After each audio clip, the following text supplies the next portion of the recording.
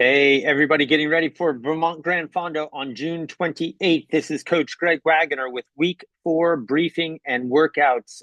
Just to recap, last week we talked about fueling and getting your fueling strategy. You need to take on calories in the form of carbohydrate while you're riding, especially if you're looking at an event that is 8, 9, 10 hours, anything longer than 2 hours. You need to be putting fuel in your muscles to keep them moving. We talked about that last week. Hopefully, you are getting your strategy. Remember, you're training your gut as much as you're training your legs. Think about it that way. So it's a process from now till event day. It's not something you just start up on event day. You need to learn what works and what doesn't as far as fueling. So practice, practice, practice, quantity, what your products are, and get your system down. Mid-ride fueling should be as automatic as pedaling. By the time the event, you put your helmet on, brush your teeth, all of these things just happen. Fueling should just happen. We need to make it. So just a reminder, we're looking for 60 to 90 grams per hour for an event like this. You're looking for simple sugars, and start asking yourself, did you feel strong in the second half of a ride or after? If you do a 4 or 5 hour ride, maybe this weekend, how'd you feel the rest of the day? If you're wiped out, chances are maybe you either rode too hard or you didn't fuel properly. So all right, cool. Let's get into workouts for this week and check the progression, the advancing of our plan. So last week we had sweet spot, tempo, and this race sim workout, 3 hours workouts. Remember, this is all suggestions. 10 hours and 30 minutes of suggested ride time. This week would move up to 12 hours and 10 minutes. If you're following along the way I have it written out, I would do these VO2 intervals. Okay. So this is a build week, right? We've done sub threshold workouts so far. And this Tuesday would be the first anaerobic set of intervals where you go 3 minutes. Basically, you go 3 minutes max. Okay. If you have a power meter, you would maybe do 110, 120% of your FTP, and you could look and pick an exact number, but you don't need a power meter. As I've said before, you could do 3 minutes as hard as you are willing for, and then 4 minutes recovery. 3 minutes hard, 3 minute, 4 minute recovery. Repeat that 5 times, and then endurance set. So comfortable endurance pace for 20 minutes, and you're done. An hour and a half. Rides are getting longer. They should be. We are 6 weeks out from the week of the event. So a similar workout, progressive endurance to the last one. So a zone 2 endurance, however you want to call it, an easy, so you can carry on a conversation type of pace. I have an hour and 45 minutes, and that is progressive from the hour and 30 minutes beforehand. Thursday, let's get into some tempo, okay? This is, as I've stated before, might be a good climbing pace. A 4.5 minutes followed by 30 seconds of threshold or a little surge. So remember your 20-minute pace when you did your all-out 20-minute test. That's your FTP or your threshold. 30 seconds there should not be too tough. So 4 minutes and 30 seconds at a manageable but fairly intense pace, 30 seconds at race pace or threshold. Repeat that 10 times. So that's 50 minutes of this type of structure, followed by some endurance for about 15 minutes, and that'll bring the whole ride to about an hour and 45. Remember, the key here is not to do an hour 45 because I said so, but to make it progressive from the week before. You're getting making the rides harder, making the rides a little bit longer. I did bump this Saturday ride up quite a bit. So this Saturday ride is really supposed to mimic your event. So really get in. This could be about half your event this Saturday. This build half, and then the next Saturday leave room to increase that a little bit more. So whatever you think the timing on your Vermont Gran Fondo is going to be, this should really be about half. So if you're doing the 100, you could be doing a 50-mile ride with about 5,000 feet of elevation. That'd be a good Saturday ride, leaving room to improve on that next Saturday. I do have this structure, and I'll post this up on the blog. You can follow this structure, or you can go ride some hills that in your area get as close to the terrain here in Vermont as you can get. But anyway, I'll print out that whole structure for all of these on the blog. Okay. Progressive endurance. I have 315, but this could also be a little bit longer if you have the time and it's not intrusive on your family plans. It is, again, the key here is that it progresses from the week before where we had 3 hours and now it's 315. So everything adding up to about 12 hours. Next week will be about 12:34, but actually I'm going to make that even, it might be closer to 13 hours next week.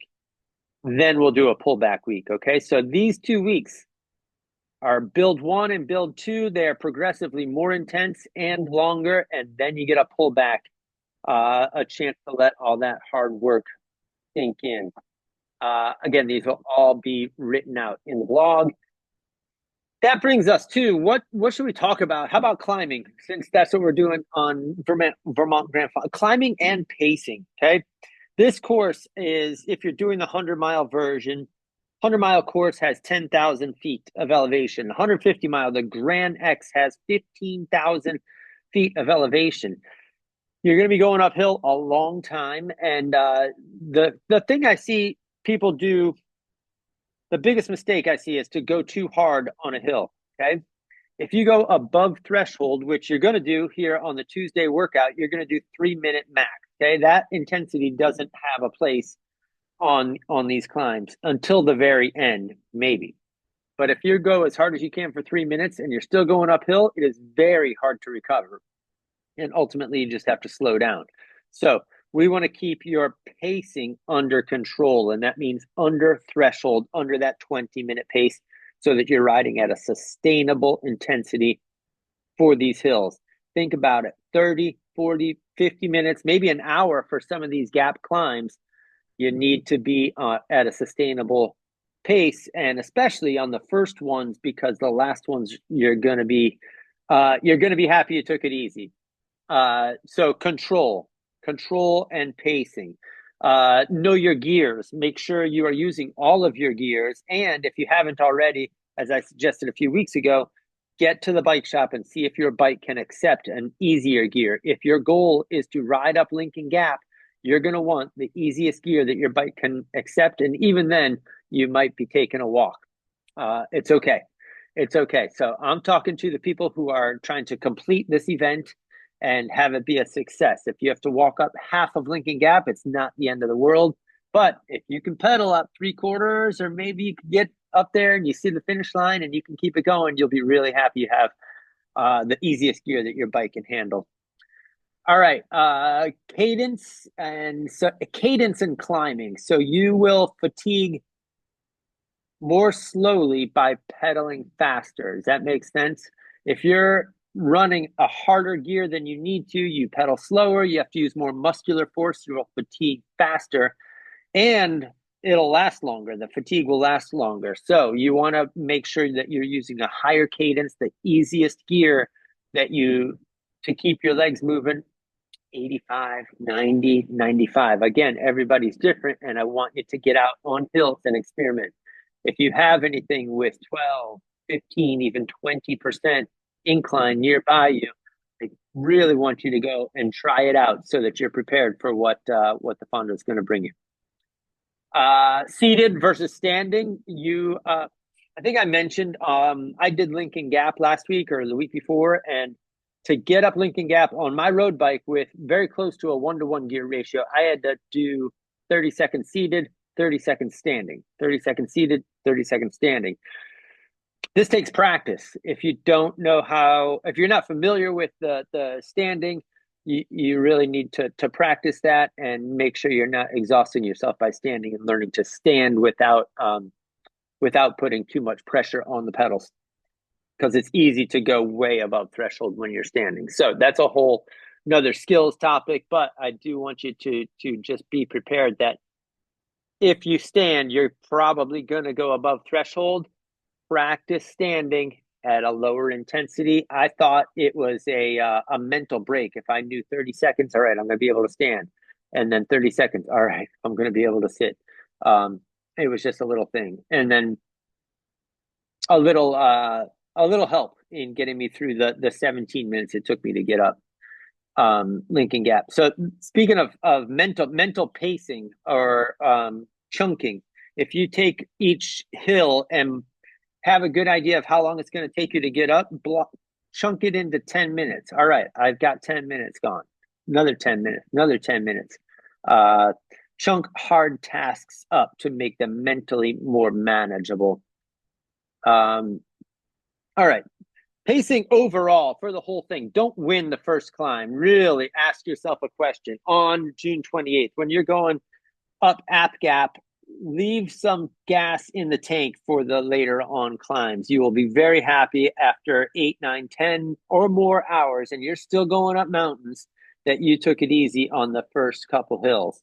I can't stress that enough. I know the race is calculated by timing your time going uphill. So if you're in this to race, then you probably are ahead of what I'm saying here and have some more strategies in mind. Maybe you catch a nugget or two out of these talks, but I'm talking to the people who are trying to complete this and feel good about it.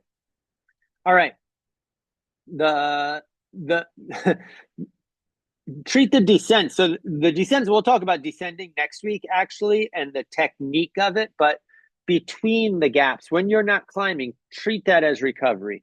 You can really spend a lot of energy going too fast on the flatter sections, but use that time to go endurance pace, eat something, get a drink, stop at the rest stops if you need to. Just take your time. You're not trying to finish this whole ride in a certain time. You're trying to finish the gaps.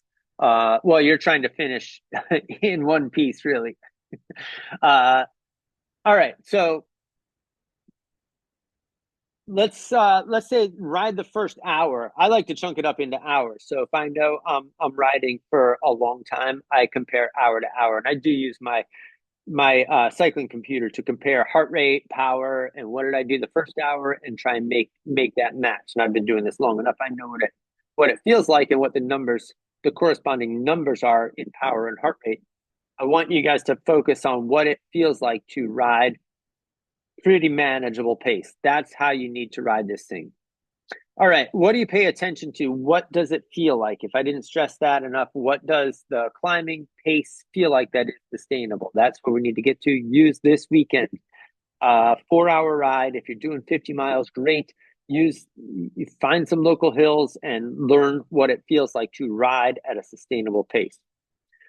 Learn the gears. Make sure you're using all the gears. I've seen countless times where people are really struggling on a hill and they are still in the big chain ring in the front, or they've got 2 or 3 more gears in the back. So really use all of your gears. That's a hard mistake.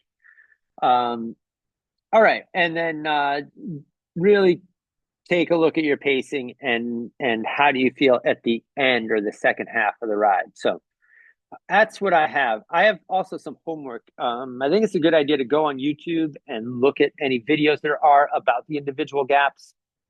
Maybe there's some other information out there about the Vermont Gran Fondo itself, but a lot of people do these 4 or even 6 gaps as one ride or 2 rides. And so I think there's a lot of videos, and maybe there's some other maybe it helps you with some information or just puts your mind in those hill situations.